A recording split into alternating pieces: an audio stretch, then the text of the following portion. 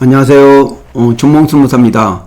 오늘은 그 노동 사건 사례모음집 여러모에 대해서 설명드리겠습니다. 오늘 편집 작업이 끝나가지고 그 출판사에 넘겼습니다. 이 출판사에서 한 일주일 정도 편집을 한 다음에 바로 출간 예정에 있습니다. 이 주요 내용은 제가 최근에 기고했던 기고문 3개하고 그 특집으로서 그 산재 보상에 대한 어떤 가로사나 사고사 그리고 어떤 출퇴근제에 대해서 올렸습니다. 그래서 이게 한 일주일 정도 있으면 출간되는데 많이 활용하시기 바랍니다. 우선 주요 내용으로는 다시 한번 설명드리면은 첫 번째 그 업무상 가로사로 인정받은 산재 사건입니다. 제가 한 1년 동안 그 실질적으로 그 유족이 자체적으로 신청해서 안 된 사건을 제가 받아가지고 그 근로복지공단 본부에다 심사 청구를 했고 그것이 안 된 거를 다시 노동부 그 산재보험 재심사위원회에서 최종적으로 그 가로사로 인정받은 사건입니다. 그에 대해서 그 과정을 세부적으로 설명됐고 어떻게 해서 인정받았는지 그에 대해서 구체적으로 잘 기술을 했습니다. 그리고 두 번째로 직장 내 괴롭힘의 개념과 판단 기준인데 최근 지난 4월 달에 직장 내 괴롭힘에 대해서 벌칙 조항이 적용됐습니다. 기존까지는 그 사업주가 취업기 측에 그 직장 내 괴롭힘에 대한 규정을 두지 않았다든지 아니면 그 문제 제기한 직원에 대해서 어떤 불이익을 주었다든지 이럴 경우에는 어떤 벌칙이 있었는데 그 요번에 그 도입된 것은 기존에 사업주한테 맡겨주서는 직장 내 괴롭힘이 어떤 실효적으로 어떤 그 예방 조치나 아니면 그 후속 조치가 이루어지지 않는다. 이런 차원에서 각 5단계 내에서 어떤 직접 사업주가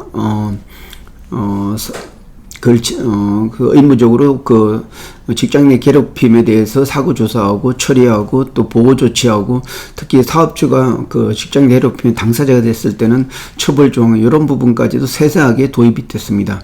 그리고 다음으로 그 퇴직금 분할 지급 효력과 관련돼서는 이 부분에 대해서는 그 사건이 최근에 한 2건이 좀 접수됐는데 그 퇴직금을 그 급여의 10% 매달 급여의 10%를 퇴직금 명목으로 주고 나중에 퇴직할 때 퇴직금을 청구하게 되면 노동부 단계에서는 당연히 다시 퇴직금을 줘야 되는데 그걸 법원에서 부당 이득금 반환 소송을 해가지고 받아낸 회사가 있었습니다. 그에 대해서 그렇게 한번 어떤 그 민사로 가가지고 받아낸 어떤 부당 이득금으로 받아낸 것 때문에 근로자들이 감히 그 퇴직금 달라고 하지를 못한 그런 게 있는데 그는 잘못됐다. 그래서 저희가 지금 대리하고 있는 그런 사건에 대해서 어떤 실제적으로 그 관련된 소송이나 이런 그 판결문을 가지고 이게 그걸 설명하는 그런 내용입니다.